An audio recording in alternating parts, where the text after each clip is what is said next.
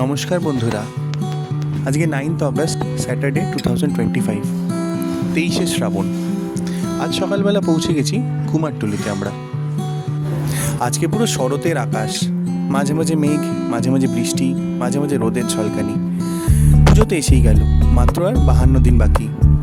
তাই আমি আজকে মা দুর্গার দর্শন করতে চলে এলাম। দেখছেন মৃন্ময়ী মারকে কেমন চিন্ময়ী রূপ দেওয়া হচ্ছে এইখানে।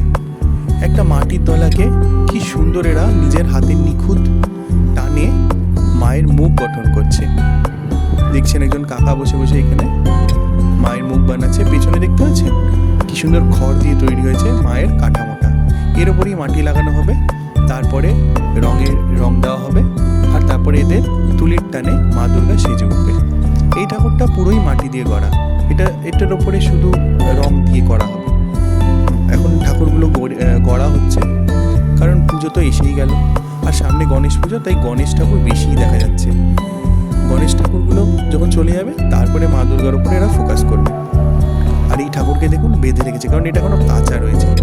এই যে এরা না সুতো দিয়ে বেঁধে রাখছে হাত পাগুলো, যাতে খুলে না পড়ে যায়, যাতে একবার শুকিয়ে গেলে তখন এই জিনিসগুলো আর ভাঙবে না। আর এই কাকা সব ছোট ছোট ঠাকুর বানিয়েছে, ছোট্ট ছোট্ট মা দুর্গা। দেখুন পিছনে দেখতে পাচ্ছেন ছোট ছোট মা দুর্গা, ছোট ছোট মা লক্ষ্মী। অদ্ভুত, মানে এই শিল্পীরা কি করে যে বানায় এত সুন্দর সুন্দর ঠাকুর, মানে সত্যি ভাবলে কি সুন্দর লাগে। আর এই দেখুন মনসা ঠাকুর, সামনে মনসা পুজো, তাই এখানে মনসা ঠাকুরও তৈরি হচ্ছে, মা মনসা।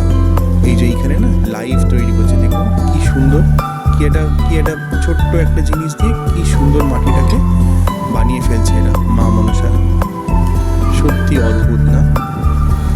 আর সবশেষে যখন আমরা ঠাকুর দেখা হয়ে গেল, আমরা চলে গেলাম গঙ্গার ঘাটে। এখানে বাচ্চাগুলো গাছ থেকে ঝাঁপিয়ে ঝাঁপিয়ে গঙ্গায় পড়ছে আর স্নান করছে। সত্যি গঙ্গার জলে পা ডুবিয়ে মনটা একদম ভরে গেল। Thank you.